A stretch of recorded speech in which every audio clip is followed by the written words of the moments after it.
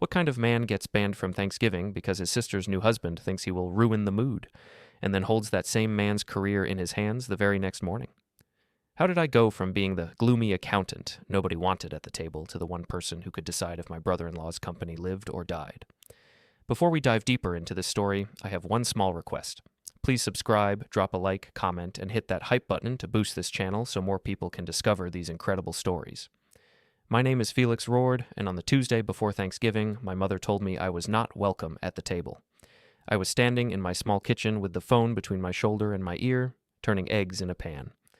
The window over the sink showed a gray sky and the tops of other apartment buildings. It was a normal morning. Coffee, toast, the quiet sound of the fridge. I asked my mom what I should bring on Thursday. I expected the usual answer about pies or mashed potatoes. Instead, she paused. I heard that soft, careful breath she takes when she is about to say something she knows I will not like. She told me that Emily and her husband wanted a different kind of Thanksgiving this year. She said they wanted a lighter mood, less serious talk.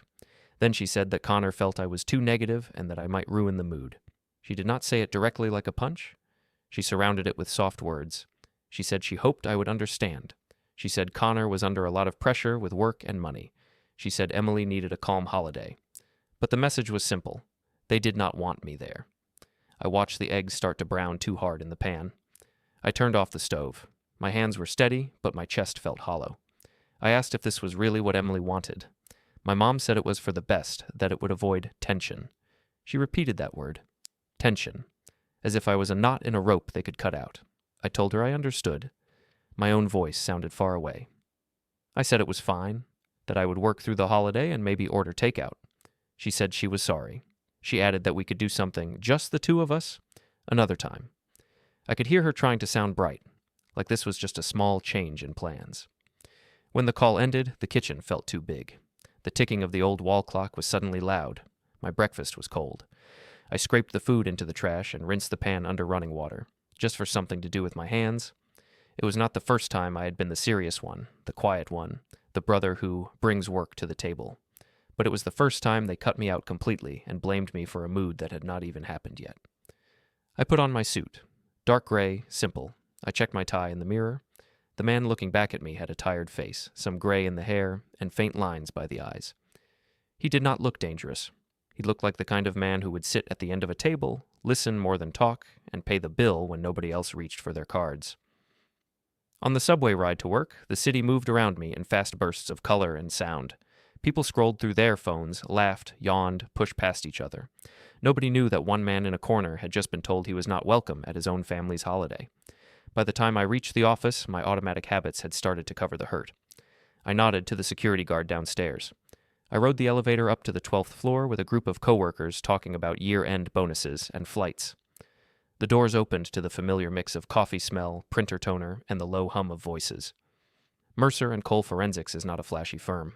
We do not have neon logos or huge slogans on the wall. We have long rows of desks, glass-walled meeting rooms, and a quiet pressure in the air. People come to us when numbers stop making sense, when something feels off, when the bank starts to worry.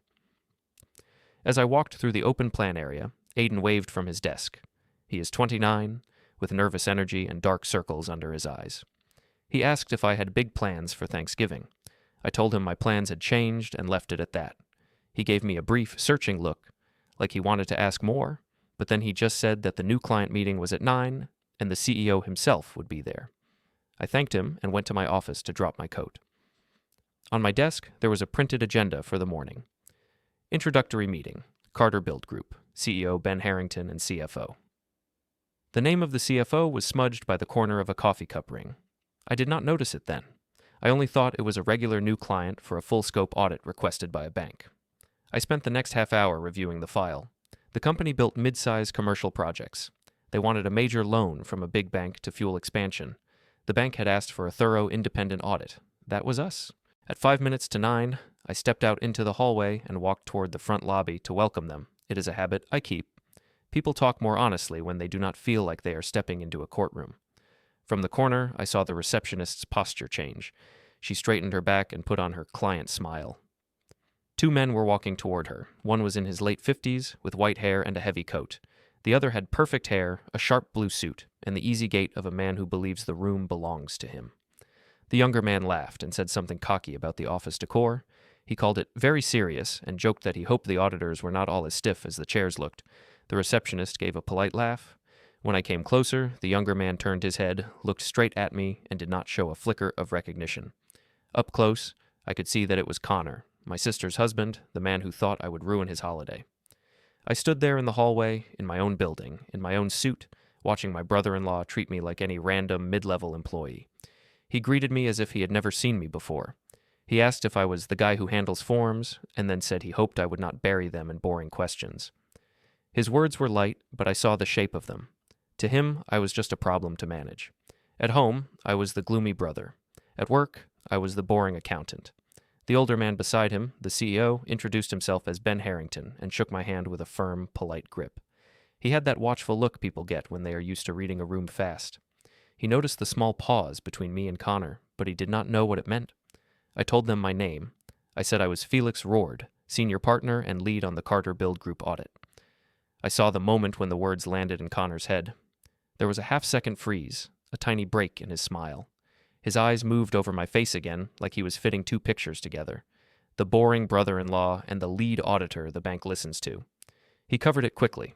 He clapped me on the shoulder, a little too hard, and said he had no idea I worked here at this level. He said it was great that the family's own guy would be taking care of them. He joked that this meant the audit would be quick and painless. I smiled, but I did not agree with any of that. I led them down the hallway into the main conference room. The glass walls reflected the table, the chairs, and our moving forms. Outside, analysts typed and walked without looking in. For them, this was just another meeting. Inside, we sat at the long table. I ran through the standard introduction. I explained the scope of the engagement, the timeline, and the bank's expectations. My voice was steady. I have done this hundreds of times. Client, report, findings, signatures. Connor leaned back in his chair and made small comments every few minutes. He said he was sure we would not get lost in the weeds. He said the company was in great shape and that this was mostly a formality for the bank. He tried to pull Ben into light jokes about auditors who never see a risk they do not want to write a 10-page memo about. I spoke about independence requirements, about how we report to the bank as well as to the client. I stated that if we found any material issues, we would document them, no matter when they arose. Connor made a face and asked if we could keep the focus on what actually matters for the deal. There was a moment when he shifted in his chair and leaned toward me. His tone became more personal. He said it would be nice to get this done before the holidays so his family could relax. He glanced at me as he said, family. I watched him test the word like a key in a lock, as if he could open a special door in me and walk past the rules. I told him we would follow the standard process and that the schedule depended on the data we received. I did not mention Thanksgiving. I did not mention his name in my mother's voice that morning. I did not mention standing in my own kitchen while he decided I did not belong at my own family's table. Ben asked a few serious questions about reporting and covenants. He listened carefully to my answers, then nodded. He seemed like a man who understood risk when he heard it. Connor, on the other hand, kept steering the talk back to how fast we could move and how smooth we could make things. The meeting wrapped up after about an hour. We agreed on the first list of documents and access. I walked them back toward the lobby. As we reached the glass doors, Connor turned to the receptionist again. He joked that we had survived an hour with the serious guy and said he hoped the report would have fewer pages than my face had frown lines. The receptionist gave another small, polite laugh. This is what people do when clients make bad jokes. I did not react. I had heard worse from worse people. I thanked them for coming in. Ben shook my hand again, more firmly this time. He said he looked forward to a clear report. When they stepped into the elevator, Connor gave me a small wave and told me not to work too hard. The doors closed on his smile. I turned back toward the corridor. My phone vibrated in my pocket. I pulled it out, expecting a message from Aiden or a calendar reminder. Instead, I saw a new email marked High Importance. The subject line read, Urgent concerns regarding Carter Build Group. Request for private call. It was from the bank's risk officer, Rachel Gomez. I lifted my eyes and saw, through the glass wall of the lobby, Connor still standing by the receptionist's desk, laughing at something, bright and loud. He had no idea the bank already had worries and that the boring brother-in-law he thought he could push around was the one person the bank was now asking for help. When I first started to understand that my family saw me as the serious one, Emily was still in college and I was the one paying the bill. Back then, it did not bother me. I thought it was normal. I was the older brother, the one who had already gone through student loans, first jobs, rent, and broken cars. I had already made my mistakes. So when Emily needed help, she called me. I remember one birthday of hers very clearly. She had just turned 22. We went to a family restaurant we both liked when we were kids. Simple place, small booths, the kind of menu with photos next to the dishes. Our mom could not make it that night because of a shift at the grocery store, so it was just the two of us. Emily wore a cheap dress, but she looked happy. She talked all night about her classes, her friends, her plans to move out of our mom's house. She wanted to travel, to live in a nicer apartment, to have a real career. I listened, asked questions, and smiled. When the check came, she grabbed for it as a joke, then laughed and pushed it toward me. She said I was her sponsor. I paid without a second thought. It felt good to do that for her. She hugged me in the parking lot and told me I was her hero, that she did not know what she would do without me. I carried that moment around for years, like a small, warm stone in my pocket. When she met Connor for the first time, we were in our mom's living room. I still remember the way he filled the space even before he said anything. He had a good haircut, a sharp blazer, and that kind of practiced smile that politicians and salesmen have. He shook my hand like he was testing my grip. He called me the brain of the family when Mom told him I worked with numbers.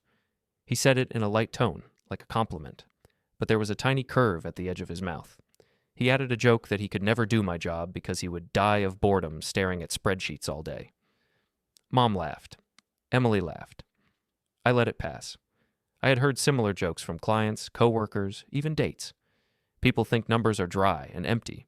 They do not see that numbers can tell stories, especially when someone is trying to lie. After that, Connor started showing up more often. Dinners, birthdays, small family events. He always took the best seat, spoke the loudest, and turned the topic back to his work. He was proud of how aggressive he was in business. He talked about deals, loans, lines of credit, and leveraging debt like it was a game. Sometimes I would ask simple questions, not as an auditor, but as a brother. I would ask if he had enough cash flow. I would ask how he handled risk. I would point out that the wrong kind of debt at the wrong time could kill a company. He would smile, clap me on the shoulder, and say he loved my worried big brother energy. He would tell Mom and Emily that I was old school and that the modern world belonged to people willing to take bold risks. He liked that phrase, bold risks. Emily did not start siding with him overnight. It was more like small shifts over time. At first, she would tease him for talking too much about money. Then, she began teasing me for talking too seriously about it. When I warned them about some adjustable rate loan, she rolled her eyes and said I always thought the sky was falling. She had forgotten, or maybe decided not to remember, the nights I sat at our mom's kitchen table with her, helping her figure out which bill to pay first and how to stretch a paycheck until the end of the month. She forgot me skipping dinners out so I could send her extra cash during exam season. Once, after they got engaged, we had dinner at their new house. It was their pride, that house. Open-plan kitchen, big dining table, tastefully chosen lighting. Connor talked about it like it was a trophy. He said the bank loved them, that they were ideal clients. He said this like the bank was a fan club. At that dinner, Connor poured everyone wine. He talked for most of the meal. He told us about new projects, expansion plans, and how he was going to double revenue in 2 years with a new loan. He painted pictures with his hands, big sweeping movements, as if success was already in the room, sitting at the table with us. Out of habit, I asked a few calm questions. I asked what percentage of their income was going toward debt service. I asked about client concentration, whether too much revenue came from a small number of customers. It was not a lecture. It was just what my mind does. Emily's face tightened. She said I was bringing work to the table again. She said she wanted one night without someone talking about risk and details. Connor laughed and said it was fine, that Felix can't help it, it's his whole personality. Then he changed the subject to their honeymoon plans. I remember putting my fork down for a moment and looking at my sister. The girl who once called me her hero now looked at me like I was a drizzle of cold rain on her bright new life. I told myself I was reading too much into it. A different night at Mom's small house, the three of them were on the couch talking about holidays. Connor was suggesting themes and menus for future gatherings. He liked hosting. He liked planning who sat where. He liked the idea of being the center of the family. I came in late from work that day. They had already talked about Thanksgiving once before I arrived. As soon as I sat down, the air shifted. Mom went quiet. Emily picked at a loose thread on her sweater. Connor made some joke about how we needed a light, fun holiday this year, no heavy debates. I said nothing. I did not argue. I did not want debate either. I just wanted to be there. Looking back, I can see those evenings as small warning lights on a dashboard. At the time, I only saw them as minor annoyance. A bit of distance I could fix with patience. After the phone call in my kitchen that morning, after Mom said I should not come because Connor did not want tension, I told myself it was just 1 year. I told myself they would cool down. I lied to myself a little because it was easier than seeing the truth.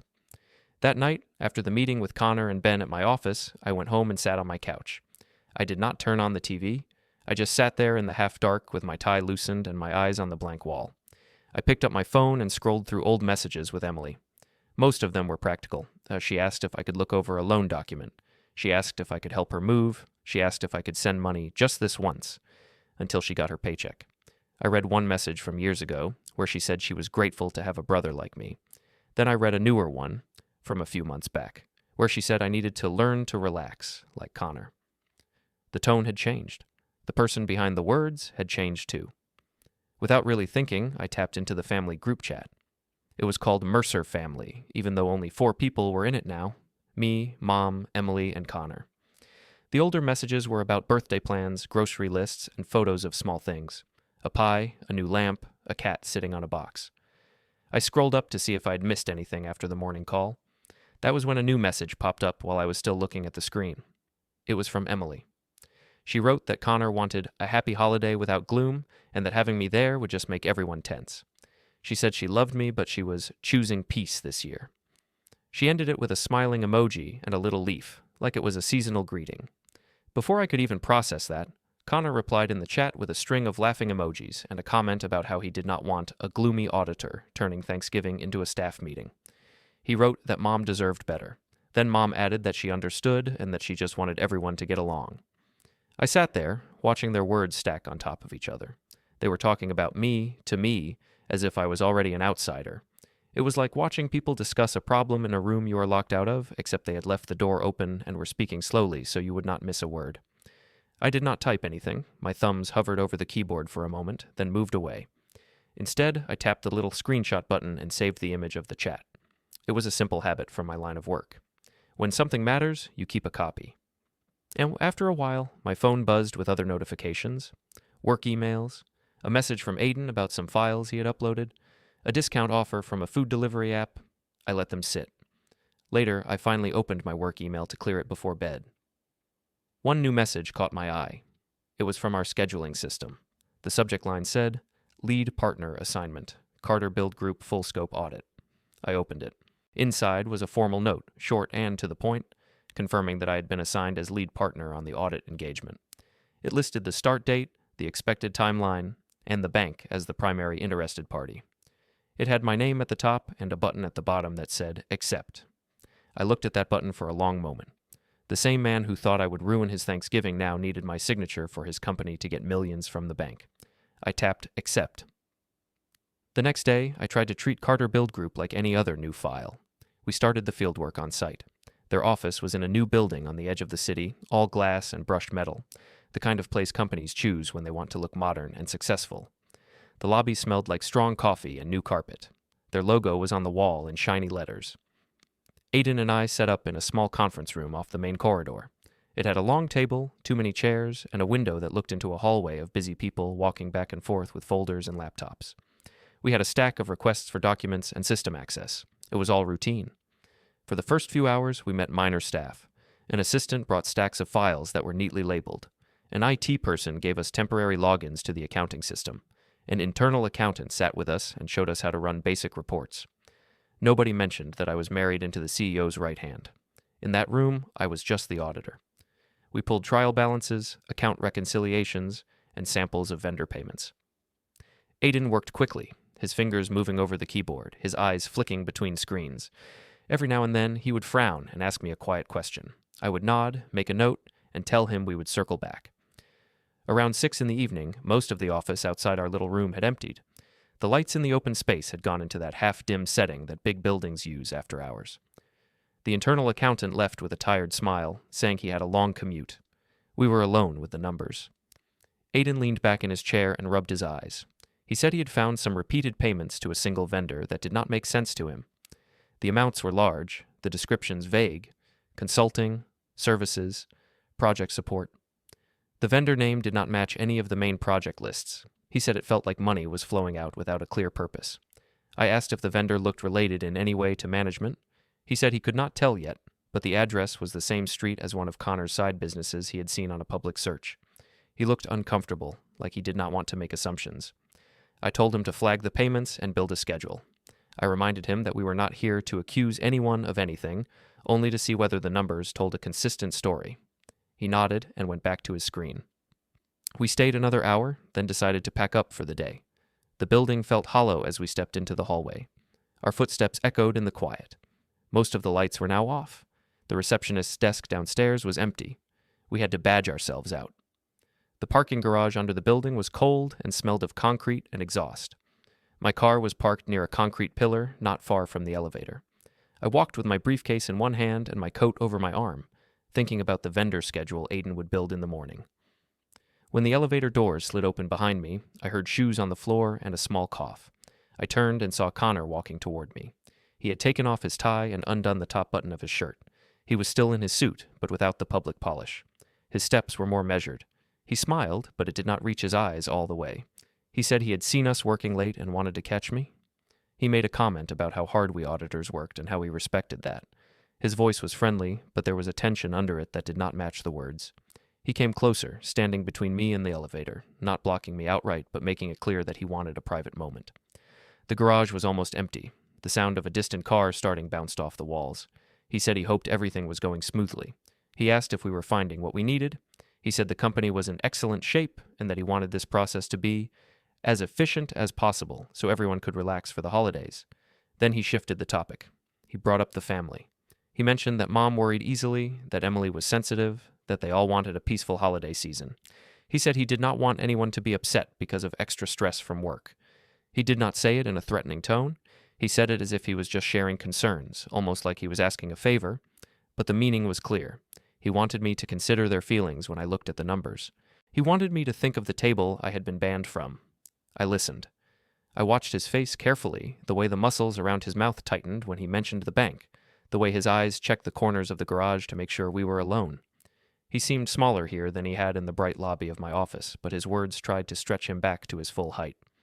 I told him, in calm, steady terms, that our work had rules. I said that the bank relied on us to give a true picture. I reminded him that my duty as an auditor was not to any one person's comfort, but to the integrity of the report. I did not raise my voice. I did not make a speech. I just stated simple facts. He laughed once, a short sound, and said he knew that, of course. He said he trusted me.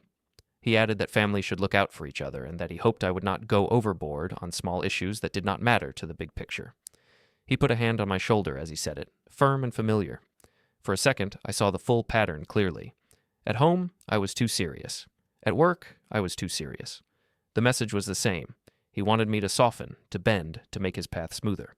But his own choices, his own risk, were not my job to carry. I stepped slightly back, just enough that his hand dropped. I told him I would do my job as I always did it, no more and no less. I said that if everything was as strong as he claimed, then the report would reflect that. If not, then the report would reflect that too. He held my gaze for a moment. Then he smiled again, broader this time, and said he appreciated my professionalism. He walked to his own car, key fob flashing its lights. The sound of his engine filled the garage as he pulled away. I stood alone by my car for a moment, feeling the cold air on my face. My heart was steady. Something inside me had shifted, not like a snap of anger, but like a heavy door closing quietly. I realized I was done bending myself into shapes that made other people comfortable while they walked over me.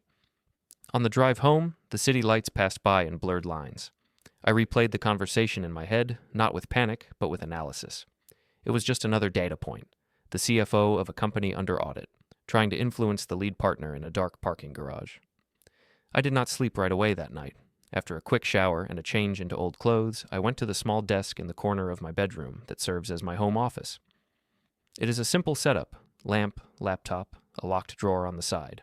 I unlocked the drawer and slid it open. Inside were a few folders from old cases.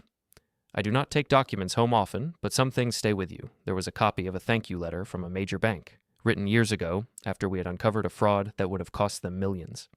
There was a small plaque they had given me, with my name engraved. There were notes from other investigations, redacted and old, reminders of what can happen when numbers are allowed to lie unchecked. I picked up the plaque and turned it in my hand. It was not heavy, but the memory behind it was. Back then, The bank had called me directly. They had trusted my instincts, my persistence. They had followed my report even when it meant cutting ties with clients they liked. That was when I learned that quiet competence has its own kind of power, often invisible until needed. I put the plaque back and closed the drawer. Then I opened my laptop and pulled up the Carter Build Group file. I looked at the engagement letter. I looked at the bank's name at the top. I thought about the email from Rachel asking for a private call. Before calling her, I knew I needed legal boundaries clear in my mind.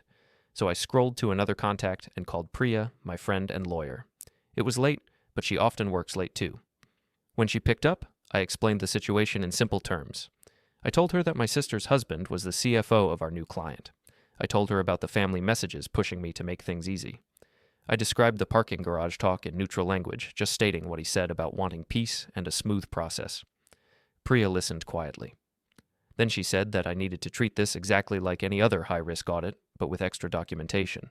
She advised me to disclose the family connection formally to the bank and to our own firm. She said I should document any attempts at pressure and keep all communication professional and on record. She reminded me that stepping away from the file completely could also be an option, but that might not reduce the conflict if the bank wanted me because of my track record. I thanked her. I said I was not asking how to hurt anyone. I was asking how to do my job correctly. She told me that was the right question. Before we ended the call, she suggested that I write down the parking garage conversation that night while it was fresh, with time and date. After the call, I opened a new document and typed out a short memo to myself, just the facts, location, time, who was present, and the main points Connor had raised. No emotion, just the record. Then I clicked into my email and drafted a short note to Rachel. I wrote that I appreciated her reaching out and that I was available for a call the next day. I also mentioned, in one simple line, that I had a close family connection to the company's CFO and wanted to discuss how best to manage that in light of my role. I did not send it yet. I wanted to speak to her by voice first, to hear her tone. As I leaned back in my chair, my phone screen lit up beside the keyboard. A new message from my mother appeared. She asked if I had thought about Thanksgiving and said she hoped there would not be any hard feelings. She added that Emily was stressed and that I should not make things harder for her. I stared at the message for a long moment. Then I turned the phone face down without replying. There was a different message I needed to answer first. It was still in my inbox, waiting, marked with a red exclamation mark. I opened the email from Rachel again. At the bottom, there was a button to add a calendar event. I clicked it. The system created a meeting entry on my screen. The title read, Meeting, Bank Risk, R. Gomez, Carter Build Group Loan Review. The date was set for November 24th at 9 a.m. in my firm's offices. I saved the event and watched the little red circle appear around that date on my digital calendar. The next morning, I sat at the end of a long glass table in the bank's loan committee room with a folder in front of me and a small nameplate that said, Felix Rourde, Partner. The room was cool and bright. A wall of windows showed the city in pale morning light. On the other side of the table sat 3 people from the bank. The one in the middle was Rachel Gomez, the risk officer who had sent the urgent email. She was in her early 50s, with short hair, glasses, and the kind of calm face that does not give much away. She thanked me for coming on short notice. Her voice was even, like she had done this 100 times. She started by explaining why the bank had asked for a full-scope audit of Carter Build Group. She said their numbers looked strong on the surface, but that there were patterns that worried her team. She mentioned rapid growth, increased leverage, and movements of cash that made her uneasy. Then she asked about my relationship to the company. I told her plainly that the CFO, Connor Carter, was married to my younger sister. I said that I had already received personal pressure from family to keep things smooth so their holiday season would not be disturbed. I did not dramatize it. I kept my voice neutral. Rachel listened without interrupting. When I finished, she tapped a pen against her notebook for a few seconds, then said this was exactly why she wanted to meet in person. She said some institutions would pull me off the file right away, but that she knew my firm's reputation and my own work history. She said the conflict made it more complicated, not impossible. She asked if I felt able to remain independent. I said I did, as long as the bank understood the possible fallout and did not expect me to protect anyone from the consequences. She said the bank did not hire me to protect anyone. They hired me to protect their money and their reputation. She recommended that I file a formal disclosure about the family tie and the pressure. She said she wanted it in the record in case anyone later claimed bias or personal motives. I agreed. We spoke briefly about timing and the kind of detail she needed. When the meeting ended, she stood up and shook my hand. She said something simple, that ethics cost something and that the bill was usually paid at home first. It was not a threat or comfort. It was just a statement of fact. After I left the bank, I walked a few blocks through crisp air to Priya's office. Her building was older, with narrower windows and a quieter lobby. The receptionist knew me by name and waved me through. Priya's office was small but organized. Shelves of binders lined one wall, and a plant leaned toward the light. She greeted me with a tired smile and a cup of coffee she pushed across the desk. She said she had read my late-night summary and wanted to hear more. I went over the situation again, this time including the parking garage conversation and the group chat message about ruining the mood. I told her about Rachel's reaction and the bank's worries about the company's numbers. Priya asked practical questions. Did I have any power over the loan decision itself? No. My role was to provide the audit report and explain the findings. Would my firm back me if I insisted on strict reporting? Yes. We had clear policies, and I was a partner, not a junior employee. Was there any formal agreement that tied my role at the firm to Connor or Emily? No. My job and my family ties were completely separate on paper. She told me to document each step and each conversation that smelled like pressure or manipulation. She said to avoid off-the-record talks with Connor. If he tried again, she wanted me to redirect him back into emails or official meetings. She offered to help draft the formal disclosure to the bank and our internal conflict form. We worked through the language together in simple, spare sentences. I did not describe feelings, I just stated relationships and facts. At the end, she printed a copy for me to review later and said she would send me the final version by the afternoon. As I was leaving, she asked if I was ready for the personal cost. I told her I was tired of paying with my self-respect instead. She nodded once and did not push further. After lunch, back at my office, I received a message from an unknown number asking for a meeting about the books and saying it was urgent, signed with a first name I did not recognize. The sender said they worked in accounting at Carter Build Group and were worried. I called the number from my desk phone. A young, nervous voice answered. They said they were an internal accountant at the company and that they had been told to make certain adjustments at month end that they did not feel were honest. They did not want to give too much detail over the phone. They asked if we could talk somewhere neutral, not at the company or my office. I suggested a coffee shop near my building, public enough to feel safe, quiet enough to talk. They agreed and said they could leave early that day without raising suspicion. That afternoon, I sat at a small table near the back of the shop, watching the door. The accountant came in wearing a plain coat and looking over their shoulder more than once. They sat down and wrapped both hands around their coffee cup like it was a lifeline. They told me that, over the last year, Connor had often sent end-of-month emails asking them to clean up certain accounts and move expenses into vague project buckets just before reports went to the bank. They said some payments to a consulting company looked like they were really personal expenses. They were afraid of losing their job if they refused, but they were also afraid of what might happen if the bank found out later. I did not ask them to hand me any secret papers. I told them to follow internal channels as much as they were able. I explained that if we requested documents through the normal audit process, they should provide them honestly. I said the bank and my firm had protections for people who did the right thing. They asked if Connor could find out that they had talked to me. I told them the only thing I would document for now was that an internal accountant had raised concerns, not their name. I gave them my card and said they could contact me through the office if they needed to. When they left, they looked a little lighter and a little more afraid at the same time. I walked back to my building slowly, thinking about how many times I had seen this pattern in other companies. Someone at the top thought they were smarter than the system, and someone in the middle felt the weight of it on their shoulders every day. That evening, Mom asked me to come by her house. She said she had some leftovers for me and wanted to talk face to face. I went after work. It was easier than arguing over messages. Her living room was the same as always. Old couch, small TV, shelves with framed photos. One of the photos was from years ago, of Emily and me at that restaurant on her birthday. I had almost forgotten that picture existed. Mom brought me a plate of food and sat down across from me. She started with small talk about her job, the weather, the neighbor's dog. Then she shifted, her hands twisting in her lap. She said Emily was very upset. She said Connor was under a lot of strain with the loan. She said they felt I was holding his future in my hands, and that it was not fair for family to do that to each other. She repeated words I had heard before about keeping the peace and not overthinking things. I told her, in a quiet voice, that I did not choose this overlap. The bank chose my firm. The firm assigned me. I reminded her that my job had rules and that I could get in serious trouble if I bent them. I said the bank could lose money, employees could lose their jobs, and I could lose my license if I lied in an audit. She looked pained and said she understood in theory, but that this was about family too. She said she did not want to see Emily hurt.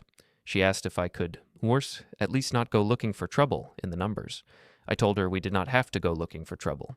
In good companies, trouble usually shows up on its own. I tried to make a small joke to soften it. It did not land. She only sighed and looked older. Before I left, she asked again if there was any chance things could be simple this time. I told her the truth, that I did not know yet, but that I would not lie for anyone, not even my own sister. I said it gently, but I did not take the words back. On my way out, my eyes fell on the family photo on the shelf.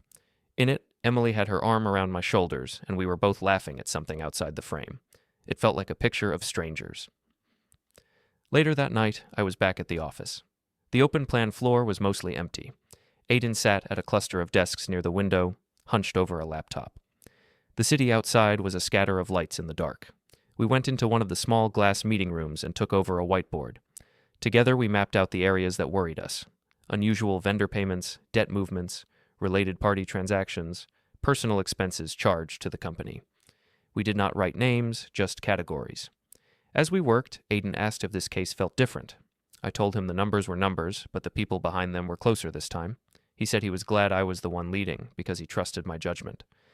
It was a simple comment, but it settled something inside me. By the time we were done, lines of marker ink covered the board. It looked like a battle plan, but really it was just clarity. Where to look deeper, what to test, what to confirm. Back at my desk, I finally opened an email from Rachel that had arrived while we were working. It was a formal invitation to a joint meeting with Carter Build Group, the bank's loan team, and my firm. The subject line named the company and called it Final Audit Presentation. The meeting was set for the morning before Thanksgiving in our main conference room at Mercer & Cole. As I stared at the date and time, another notification slid down the screen. It was a text from Emily. She wrote that if I did anything to hurt Connor's chances with the bank, then I was not just missing this Thanksgiving, I was choosing to step out of the family for good. The two messages sat side by side on my phone for a moment, one from the bank setting a stage, and one from my sister setting a price. The night after Emily's message, I stayed late at the office. Not because I had to, but because the silence of the building helped me think. Most of the lights were off except for a few rows near the windows. The city outside glowed with cold white dots and streaks of red traffic. My desk lamp cast a small circle of yellow light on the audit binder in front of me. The building cleaning crew moved quietly in the distance. Vacuum noise. A cart rolling, a door shutting. I read through every line of the near-final draft of the Carter Build Group audit. My eyes moved slowly, not because the numbers were complicated, but because I wanted to be certain that every conclusion was justified. Every adjustment, every unexplained payment, every red flag had to be supported by clear, consistent evidence. If someone challenged the report later, I wanted to be able to point to a page, a line, a timestamp. I worked for 3 hours without checking my phone. I saw Aiden packing up to leave. He waved from across the room, unsure if he should interrupt. I nodded to him, and he mouthed, "Good luck." He did not know everything, but he knew enough to sense that this audit was heavy. When I finally got home, it was close to midnight. I kicked off my shoes near the door, loosened my tie, and sat at the small desk in my bedroom again. The same drawer with old case files, the same lamp. This time, I opened the updated engagement documents Priya had sent. She had summarized the bank's requirements, the conflict of interest disclosure language, and the sign-off process. Her notes were precise. She had highlighted a few lines where she wanted me to initial and sign. I printed the documents on my small home printer. The pages came out warm. I spread them on the desk and went through them one by one. I signed every page slowly, in neat handwriting. My name looked different when I wrote it carefully like that, more permanent. I initialed the places marked with yellow arrows. I checked the dates twice. When I finished, I put the signed copies into a folder and clipped it shut. I placed it next to my briefcase and leaned back in my chair. For a moment, I just sat there, staring at the wall. It struck me that this was the closest thing I had to a holiday ritual now. Signing forms, preparing binders, walking into rooms where people did not want me but needed me. Other people had traditions with family. I had procedures and deadlines. I closed the folder and went to bed. The next morning, I went to Priya's office to finalize everything. She had printed a fresh set of signature pages, just in case. The air in her office smelled like coffee, lemon cleaner, and paper. She sat across from me, her hair pulled back, glasses perched near the tip of her nose. She read through each page again, tapping the table lightly with her pen. When she finished, she slid a thick legal envelope to me and said this was the final set of documents that would formalize my independence declaration and make the audit airtight. Then she leaned back slightly and studied my face. She asked me if I had fully thought about what this would mean for my relationship with my family. I said yes. She asked if I understood that once I notarized the documents and submitted them, there would be no taking them back quietly. I said yes. She asked if I was prepared for the possibility that Emily would not speak to me for months, or even years. I said I was prepared. She took a deep breath, nodded, and told me to sign. I did. My signature was clear, steady, and final. When we left her office, we walked 2 blocks to the courthouse building. It had a tall stone entrance and a steady stream of people passing through, lawyers with rolling bags, families arguing in low voices, clerks carrying stacks of forms. Inside, the notary desk was small and tucked into a corner behind a glass barrier. A clerk sat behind it with a stamp in hand, waiting for people like me. I slid the documents under the glass. The clerk checked my ID, compared signatures, and nodded. Then the clerk raised the stamp and brought it down with a quick, firm motion. The sound echoed more loudly in my mind than in the room. A heavy click, a small vibration in the paper. That was the moment everything became real.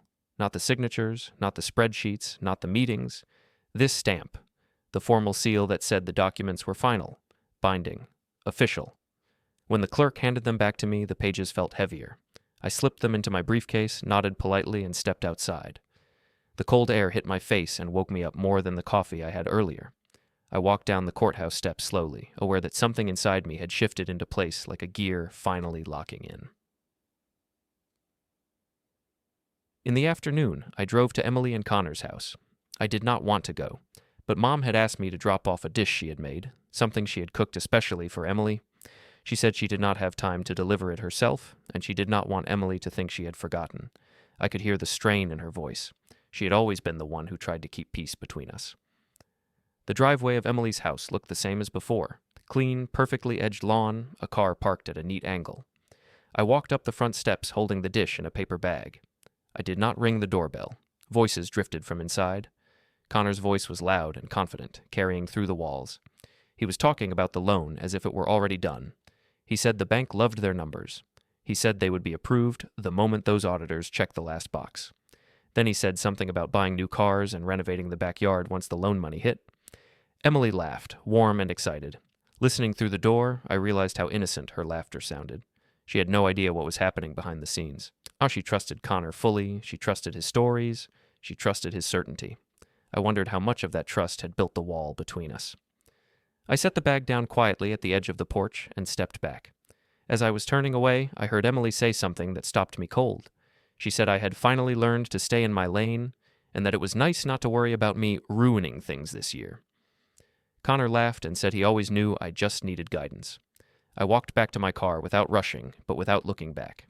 My footsteps on the driveway sounded louder than they should have. Once inside the car, I sat with my hands on the steering wheel and let myself breathe slowly. In through the nose, out through the mouth. Calm, steady, controlled.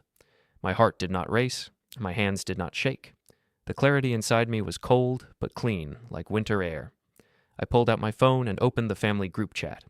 The messages were still there, my sister calling me gloomy, Connor laughing about it, my mother agreeing to keep the peace.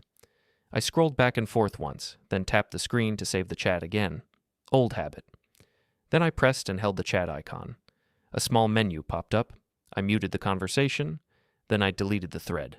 A simple action, no anger, no ceremony, just a clean removal. For the first time in a long while, I felt something like relief. The next morning, early, still dark outside, I walked into my firm's main conference room. I had asked the admin to open it for me before the rest of the staff arrived. The air inside was cool and still. The long table stretched across the room, polished and ready. The glass walls reflected the skyline in faint outlines. I placed a name card at each seat. Mine, the bank's, the CEO's, the CFO's, and Priya's. Everything had to look precise, neutral, and professional. The conference phone was already set up in case someone needed to join remotely. I opened my briefcase and placed the sealed audit folder in front of my chair. The binding looked neat and orderly. The pages inside were final. No edits left. No adjustments left. No more choices left to make. I adjusted the projector so it pointed straight at the screen. I tested the remote. The first slide appeared. Carter Build Group, Independent Audit Report. No commentary, no drama, just facts. The admin walked in quietly to check the recording equipment. I reminded her to set the room recorder to automatic mode and to save the session in the secure folder. She nodded and pressed a button. A small red light turned on in the corner of the room. Then she left, and I was alone again. I sat down at the head of the table, hands resting lightly on the closed folder. I could hear faint office noises outside, printers starting their day, footsteps in the hallway, someone laughing near the coffee machine. Life moving toward the holiday weekend. Inside the conference room, everything felt still and exact. At 8:55 a.m., I heard footsteps approaching. 3 sets, heavy, confident. Voices, low and distant. The sound of the door handle turning. I straightened my posture, smoothed my tie, and placed both hands on the table. The door opened, and Connor, CEO Ben Harrington, and the loan team stepped into the room. Priya came in behind them with a quiet nod toward me. Everyone took their seats. The tension in the air was thin and sharp. I reached over to the console at the center of the table and pressed the red button. The recording indicator blinked. I said, in a calm voice that filled the room evenly, "This is the final audit presentation for Carter Build Group." The door clicked shut behind us. The room settled into a strange, dense quiet as soon as I said those words. Everyone adjusted their chairs at the same time, the small scraping sounds echoing off the glass walls like slow applause. Ben Harrington folded his hands on the table. Rachel from the bank uncapped her pen. Priya set her briefcase beside her seat and gave me a single confirming nod.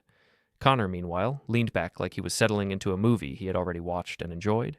He smiled at me, casual and confident, as if the meeting was just a formality and I was simply a family member doing him a favor. I opened the sealed folder and placed the stack of audit reports on the table, 1 copy for each person. The sound of thick paper sliding across wood seemed louder than it should have been. Connor picked up his copy and flipped through it carelessly at first, as if he expected it to be thin and harmless. Then he slowed. His fingers paused on a page. His eyebrows twitched. I didn't start with the dramatic pieces. I never do. I began with the basics: cash flow, debt ratios, project revenue, expense categorization. My tone was calm, completely even. No blame, no emotion, just structure. I clicked the projector. Slide 1 appeared. A simple table showing the growth of short-term debt over the last 8 quarters. Then slide 2, vendor payments that increased sharply in months where revenue dipped. Then slide 3, cross-checking the consulting company that had received repeated large transfers. I heard the shift of bodies around the table, small movements of discomfort. I continued. Next came the timing. Expenses moved off the books at month end, only to reappear later in disguised categories. These weren't accusations, they were patterns. Patterns that didn't lie. Then I turned to the page everyone had noticed but hadn't asked about yet, the one labeled Related Party Transactions. I explained clearly and professionally that the consulting company receiving questionable payments shared a mailing address with one of Connor's smaller side businesses. Connor's voice broke first. He said something like, "This is taken out of context," and laughed once, a forced sound, as if expecting the room to laugh with him. No one did. He sat up straighter, his earlier casual pose gone. Ben Harrington stared at the document for a long moment. His face was blank, but his hands tightened slightly on the table. I kept going. I walked them through the end-of-month emails, the cleanup messages instructing staff to move expenses right before bank reporting dates. I did not show any dramatic screenshots. I showed summarized, standardized excerpts, exactly what regulations allow. Professional, neutral, verified. Rachel leaned forward then. She asked me in a steady voice whether these adjustments were large enough to be considered material. I said yes. Connor tried to interrupt again, but Ben raised a hand to silence him. The next slide showed a comparison of authorized expenses versus personal expenditures routed through company accounts, travel, dining, renovations, all documented, all supported by receipts and dates. Someone at the table sucked in a quiet breath. I didn't look to see who. Connor's voice rose, sharper now. He accused me of having a grudge because of the family situation. He said I was doing this because I wasn't invited to Thanksgiving. He said it in a half-shouting tone, the glass walls catching the sound and bouncing it back at him. I stayed seated and calm. I slid one last document onto the table. It was my formal conflict of interest disclosure, dated weeks before, the one I had sent to the bank and our internal department. It explained that Connor was married to my sister and that I had received emotional pressure from family. It stated that I had chosen to remain on the file only after the bank explicitly requested it. It contained a redacted screenshot of the group chat message Emily sent, the one where she said I would ruin the mood, and Connor responded with laughing emojis. I had included it so the bank would know that personal pressure existed not to attack my family. The entire room read the disclosure silently. The neutrality of the writing spoke louder than any emotional defense ever could. Priya pointed to the signature at the bottom and explained, on the record, that it satisfied all requirements for independence. The bank had approved it. My firm had approved it. And any claim of bias was null. Yeah, Connor looked at the paper as if it had personally betrayed him. His mouth opened, but no words came. Rachel closed her copy of the audit, placed her pen beside it, and said plainly, "Based on these findings, the bank cannot approve the loan. Further, we are required to report certain items to regulators." Ben turned toward Connor slowly. His voice was low at first, almost too calm. He said he had trusted Connor. He said he had believed the numbers they sent him. He said Connor had assured him everything was strong. Then he said the words that ended everything. "Effective immediately. You're terminated for cause." Connor's face collapsed into something I had never seen before. Fear, disbelief, anger, all mixed into a tight, shaking expression. He pushed his chair back so hard the legs screeched across the floor. He pointed at me and shouted that this was personal, that I had planned this, that I had wanted to embarrass him. I didn't raise my voice. I didn't react at all. I simply closed my folder and said, "The numbers speak for themselves." Ben called for building security. It took less than a minute for 2 guard staff to appear at the conference room door. One asked Connor to gather his things. The other stood by silently in case he tried to argue. For a moment, Connor just stared at me, breathing hard. His suit jacket was wrinkled, his hair slightly out of place. The man who had laughed about me ruining the mood now looked small, cornered, exposed by his own choices. Finally, he stood, grabbed his coat with a jerking motion, and let the guards escort him out. The door closed behind them. A deep, heavy silence filled the room. Ben thanked me for the clarity of the work. Rachel collected her papers and said she would follow up with the formal notices. Priya gave me a quiet nod that told me everything had gone exactly as the law required. As I gathered my things, my phone buzzed on the table. The screen lit up with one word: Mom. Calling me. I watched the phone vibrate once, twice, 3 times. Then I pressed decline. I placed the phone face down, picked up the signed audit report, and slid it into my briefcase. When I walked out of the conference room, the red recording light turned off behind me, and Connor's chair sat empty at the far end of the table. I didn't look back.